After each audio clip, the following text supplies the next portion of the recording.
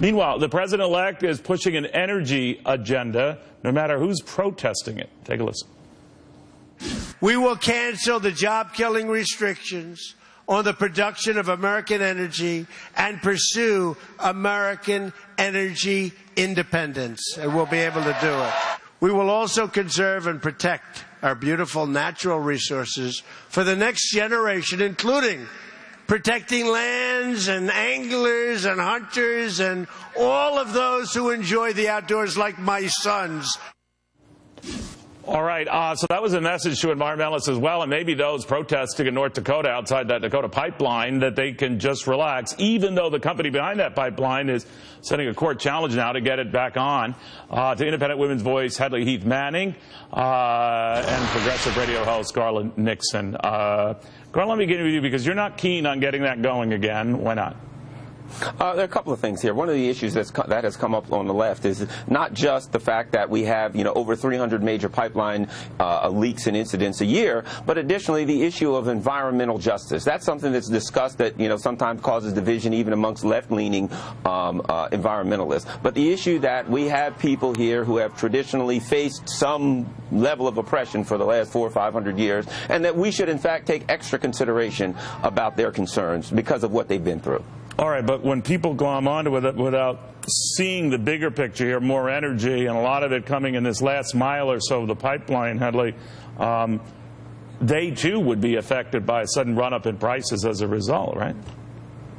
Well, that's right, and I do believe we need to pursue energy abundance in the United States, not just for the benefit of some, but for the benefit of all, because we all consume energy. So the bottom line with this pipeline, you can appreciate that a lot of these protesters probably have their hearts in the right place, but the fact of the matter is that when we transport energy by pipeline, that's actually a much safer and more environmentally friendly way to transport oil than to do so by railroad or by tanker truck. I thought all of this was, I thought all of this was settled, Garland, but again, you're talking about the Native Americans there who said, no, it wasn't, and we didn't write off on it. I don't know what's true and who is zooming whom on this, but do you think of the bigger picture, including for those Native Americans who could enjoy the benefit of lower energy prices if this 500,000 barrels a day eventually is allowed to flow through, wouldn't that be in their favor? Certainly not, and I must correct. Why certainly not? I mean, because it would, right?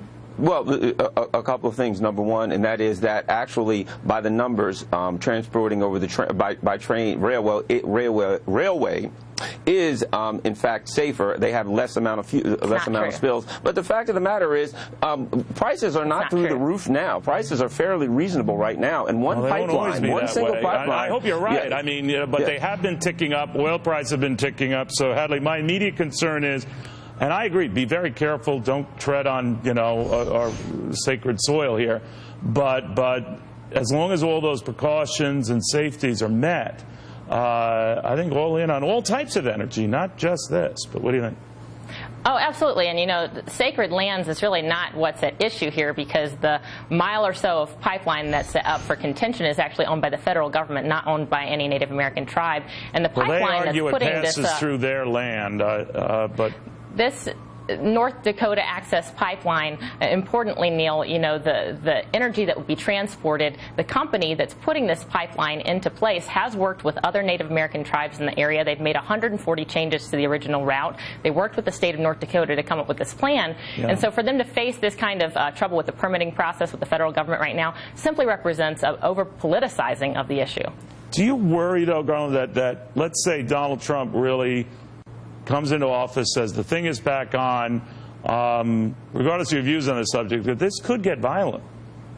No, I'm not really concerned that this could get violent any more than any other issue that we have right now. Certainly the Native Americans of all people and the people that have been protesting this have been as calm as possible, and even, unfortunately, even in the face of violence. So I'm not concerned with violence. I am concerned that even though the pipeline may be fine for right now, 10, 15 years from now, you're going to have a rusty old pipeline running through these people's water, and sooner or later, the odds say that they're going to have a problem, and they have very valid concerns. All right, guys, I want to thank you both. Hope you have a wonderful Christmas.